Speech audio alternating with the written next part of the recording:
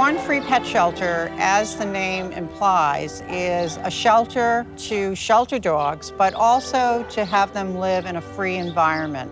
So our dogs are not in cages, they're in kennels. Born Free to me is a little piece of heaven. This is where we can come and spend some time with these wonderful animals that for no fault of their own happen to be here. And they give so much love. And I think that this is a feel-good place for people to come and volunteer.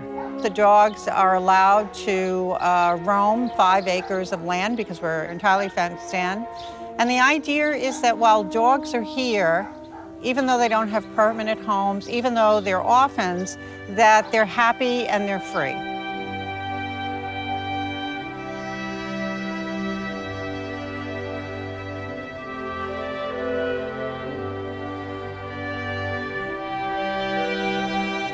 Irma was devastating for the shelter. None of the dogs were injured. They were all saved. Our volunteer group got all of the dogs from the kennels into the house for a period of about 2 or 3 days. And that was a huge operation, but it was handled successfully.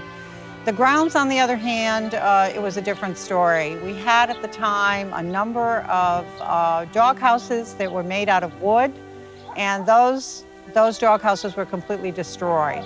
Oh my gosh, those were some dark days. But you know, out of everything bad, a lot of good comes out of it. The community came to our help, and they came to our aid, and we're rising out of the ashes.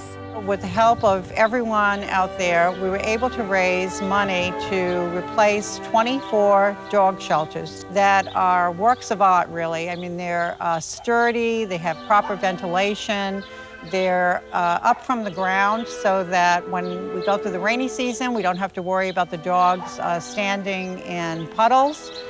So they're perfect. And then the other 14 shelters that were cement, where the roofs were destroyed, we were able to replace those 14 roofs. The community came to our aid, and their generosity allowed us to keep these doors open. Without them, these dogs would not have had a home here anymore.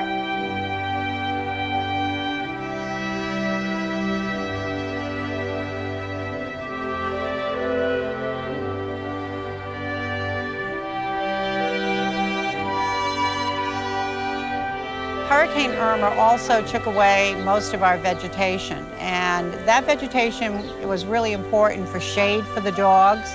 So we need landscaping, and we also need fencing. This property was bought in 1980 and has been a dog shelter from 1980 until today. I love the premise of this shelter, that we're entirely run by volunteers and that we're entirely run by dog lovers. But we need more financial stability. We obviously don't have an endowment. We go year from year just with operations and a small amount of money going to maintenance. So in the future, I would like us to be able to take more dogs and to have more financial sustainability.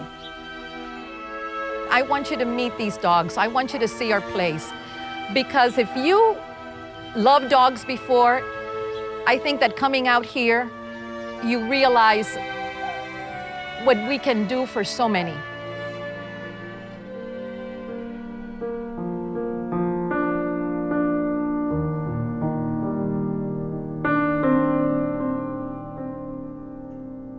Let me introduce one of the latest additions to our shelter. This mommy dog came in today, Saturday. She was bought by a teacher for $20 from the people who owned her. And when asked why they were giving her up, the explanation was that they had already gotten 2 litters of puppies from her and that they didn't need any more puppies. They were done with her and they wanted $20 for her. The teacher continued talking to them for a little while and learned that they had gotten this dog from another family who had used her for breeding as well. So here she is in our shelter. The teacher contacted us and we took her in.